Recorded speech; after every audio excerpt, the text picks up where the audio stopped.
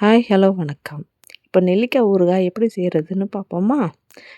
அதுக்கு தேவையான நெல்லிக்காய் எடுத்துக்கோங்க. அந்த நெல்லிக்காயை ஃபஸ்ட்டு என்ன செஞ்சுக்கோங்க, மஞ்சள் பொடி போட்டு அவிச்சு எடுத்துக்கோங்க.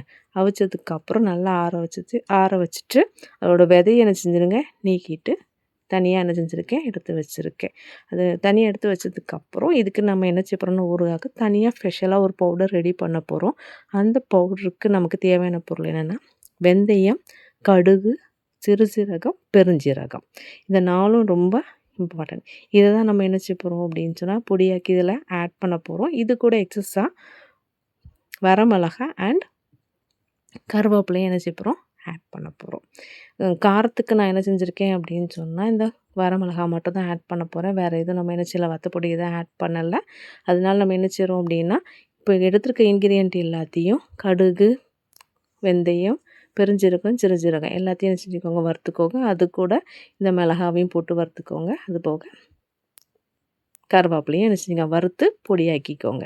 அதுக்கப்புறம் ஒரு வாணலியில் நல்லெண்ணெய் ஊற்றிக்கோங்க. அது கூட கடுகு, வரமிளகாவை என்ன செஞ்சுக்கோங்க, ஆட் பண்ணிக்கோங்க. வரமிளகா நல்லா பொரியட்டும்.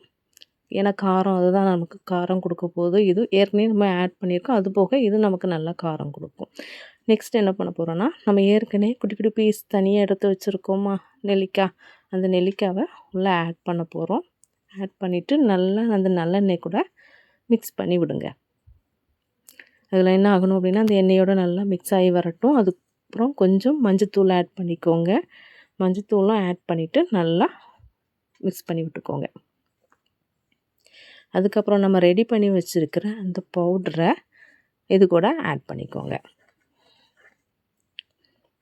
பவுட்ரை ஆட் பண்ணிவிட்டு நல்லா நெல்லிக்காய் கூட மிக்ஸ் ஆகட்டும். அது எல்லா இது கூட மிக்ஸ் ஆகிற மாதிரி வச்சுக்கோங்க. நல்லா மிக்ஸ் பண்ணி விட்டுக்கோங்க.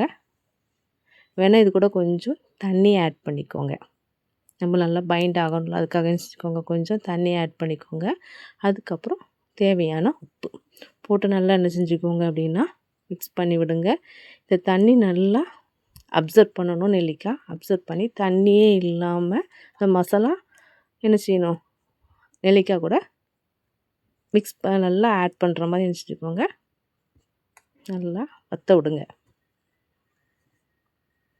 நல்லா வற்றினதுக்கப்புறம் இதை என்ன செஞ்சுக்கலாம், ஒரு 2 நாள் வச்சு நீங்கள் சாப்பிடலாம்.